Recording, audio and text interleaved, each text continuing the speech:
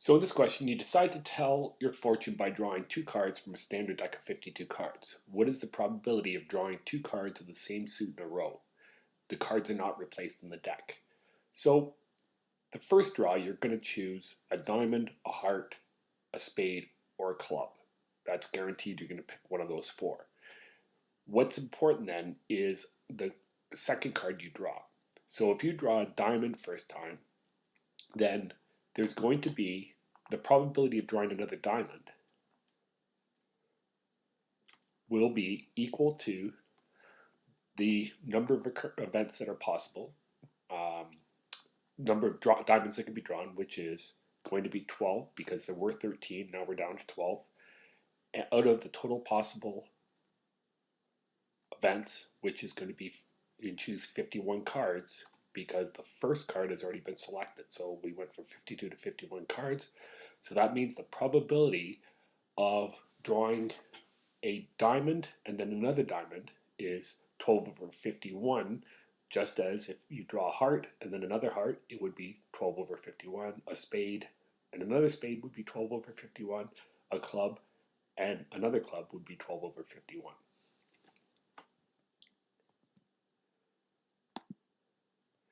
Now, the next question, what is the probability that the sum of two die will be greater than 8, given that the first die is 6? So for this to occur, we need to roll a 3, 4, 5, or 6 on the second die, which will give us 9, 10, 11, or 12 as our sum. So that means that the probability of this occurring, so the probability that's going to be greater than 8 will be equal to the 4 events that will allow this to be true divided by the total number of events, which is 4 out of 6, which is 2/3. Next question, two dice are thrown. What is the probability of throwing a 4 on the first die or a 3 on the second die? Now the first question you should be asking yourself is this mutually exclusive? Are these events mutually exclusive or mutually non-exclusive? And since you can throw a 4 on the first die and a 3 on the second die, both are possible, these events are non-mutually exclusive. So therefore, the probability of rolling a 3 on the first die or a 4 on the second die will be the probability of rolling a 3 plus the probability of rolling a 4 on the 4 on the first die, 3 on the second die, minus probability of 3 and probability of a 4. So meaning we roll a 3 and a 4.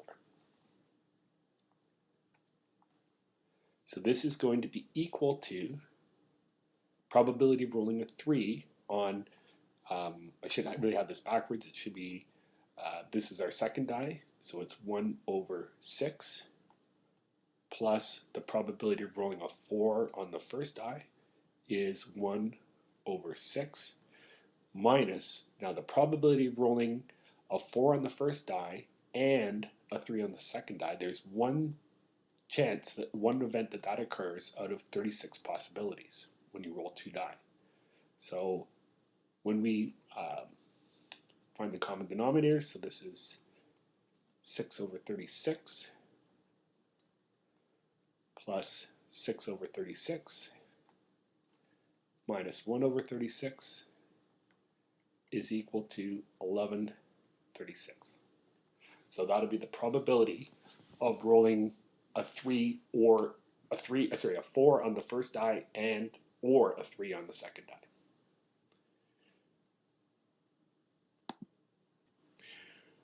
Now, two dice are thrown. What is the probability of throwing a 4 on the first die and a 3 on the second die? Now, these events, in this case, we're talking about independent events because the throwing of a 4 on the first die is not dependent on throwing a 3 on the second die. So if the events are independent, then the probability of rolling a 3 and a 4 is equal to the probability of rolling a 3 times the probability of rolling a 4, which in this case will be equal to 1/6 times 1/6, which is equal to 1/36.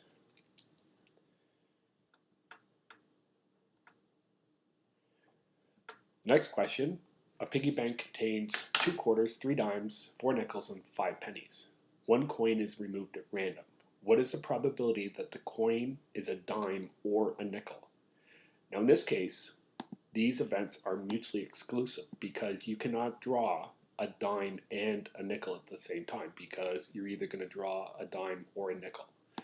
So we're talking about mutually exclusive events. Therefore, the probability of drawing a dime or a nickel will be equal to the probability of drawing a dime plus the probability of drawing a nickel.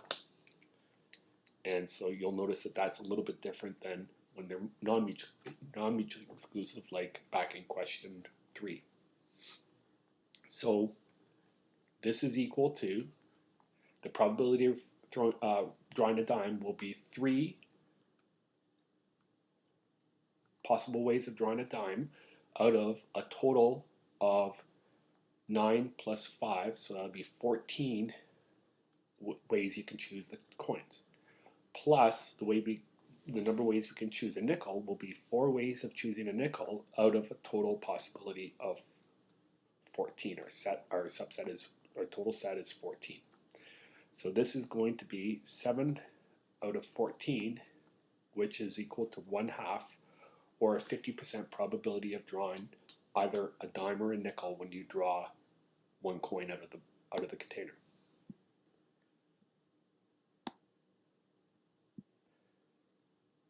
Now, the next question, a die is rolled. What is the probability that the number rolled is greater than 2 and even? Well, greater than 2 and even, there's only 2 possibilities. You can roll a 4 or a 6. So that means the probability that it is greater than 2 and even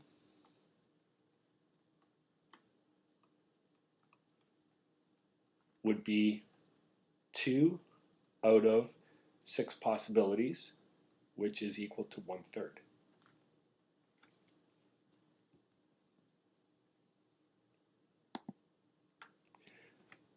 This question, there are 12 horses in a horseshow competition. The top 3 winning horses receive money. How many possible money-winning orders are there for a competition with 12 horses? Now in this case, order matters. And because the first horse will earn more money than the second horse will earn more money than the third. So if you have a group of 3 horses, there are 6 different ways that they could share the money. So this is an example of permutation because order does matter. So the number of orders then will be this permutation, which is equal to 12 factorial over 12 minus 3 factorial, which is 9 factorial, which is equal to 12 ways we can choose the first horse, the winning horse. After the first horse is won, then there's 11 ways that the second place can be taken, times 10 ways the third place money can be taken. So this works out to be 1,320 ways that the money can be handed out if there is 12 horses.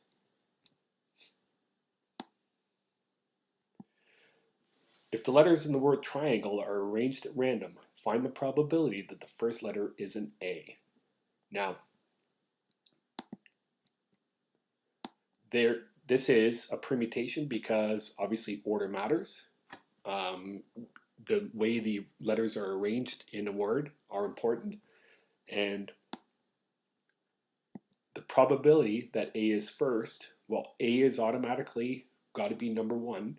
So then it'll be 1 times the permutation of 7 choose 7 and divided by the permutation of 8 choose 8. So we're going to then, all this is will be 7 factorial over 8 factorial, which will be equal to 7 factorial will divide out of the denominator, and so all that we'll be left with is 1 out of 8, which makes sense because there are 8 letters, and so the probability that the first letters in A will be 1 out of 8.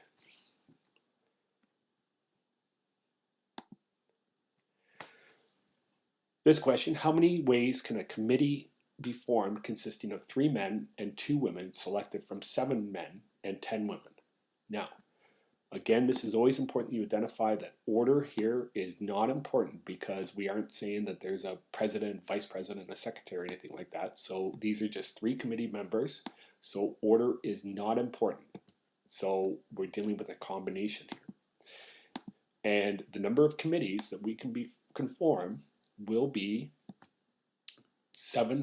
a combination of 7 choose 3 for the men and 10 choose 2 for the women. So for the men, this is equal to 7 factorial over 4 factorial, 3 factorial, times 10 factorial over 8 factorial, 2 factorial. And this simplifies to be 35 times 45, which is equal to 1,575 ways. And keep in mind that for every way we can choose a man, there is 45 ways that we can choose the women. So this is a product, and for that reason. So if there was 2 ways that we could choose the men, there would be 90 ways that we could choose everybody, because there's 45 ways we can choose the women. So for each way we could choose our man, there's 45 ways we can choose the women. So that's why we have to multiply these two. So there is 1,575 ways to choose the committee. Now in this question, we have a number that a 3-digit number is formed from the digits 1, 2, 3, 4, 5, 6, and 7 with no repetitions. Tell how many of these 3-digit numbers will have a value between 100 and 500. Now, to be between 100 and 500, then the first digit, the hundredths place, must be a 1, a 2, a 3, or a 4. So there are 4 possible ways to fill the first location. That's the first piece of information you should pull out of there. Second piece of information is that order matters, because obviously if you have 3, 1, and 7, for example, well, 3, 7, 1 is a different number. So the order in our numbers matter. Now, since we're going to use a permutation, the way we're going to calculate the number of 3-digit numbers is equal to 4 times the permutation of 6 choose 2. And so the 4 represents the 4 ways that we can choose that first number. So 1, 2, 3, 4. After we choose the first number, there are 6 numbers we can choose from. So that's why that explains the 6. So this is going to be equal to 4 times 6 times 5, which is equal to 120 ways, or 120 different numbers.